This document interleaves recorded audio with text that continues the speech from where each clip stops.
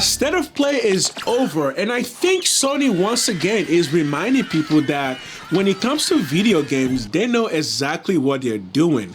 But let's not waste any more time because there were a lot of really good games that were shown in this. But the big elephant in the room, of course, has to be Ghost of Tsushima 2, which is being played now by a female protagonist. As a matter of fact, Ghost of Yotai happens 400 years after Gen Sakai's Ghost of Tsushima. So, is this a good thing or is this a woke thing? Honestly, I think this is amazing. I think this is a really good choice. Sucker Punch is probably getting this game ready to be a 3-part or maybe even a 4-part game, because you gotta keep in mind that Sucker Punch as a company doesn't just make one-off games. They really tell stories, and that's really what they've always done with Infamous. Yes, with the Infamous series. But the bigger news here, I do think 2024 for the most part has been a pretty big disappointment for Sony in many ways, not just because of their live service breakdown, but also because there just wasn't really any major first party games not only coming out but to even show us.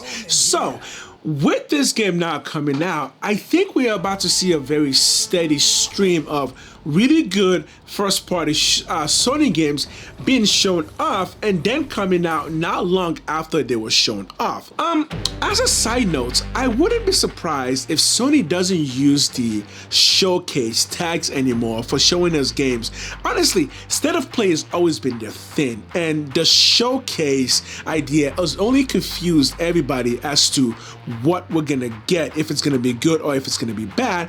But we gotta keep in mind now that every single reveal of Sony going forward is going to have at least one giant Sony game, because yeah, Sony's been telling us for a while that every one of the studios have been working on something. The other really big thing with the showcase is how much Sony reminded us that they are the industry leaders when it comes to gaming, particularly gaming on consoles. I find it interesting the number of games that have been coming out with being revealed with Sony, but then having the wish list idea on it. And we all know that a PC abled PlayStation Store is in the works, and I'm not saying Sony is gonna give Steam a run for their money or competition in any way, but it's pretty clear that Sony wants to create their own place for people to go to and get Sony games as well as Sony partner games. So no matter who you are in the gaming industry, it's pretty clear that when it comes to big titles being released, Sony is still the people to go to if you want the entire world to know that your big game is coming out on a particular day. So yes, we got a release for Outer Wild. What is the name of the game? Monster Hunter. Yes, that's the game. Monster Hunter Outer Wilds. We got an actual release date for that, and yeah, that game is coming out way sooner than I thought it would, so I'm really pleasantly surprised by that. But we also got some really first-time looks at certain games that already have release dates on it.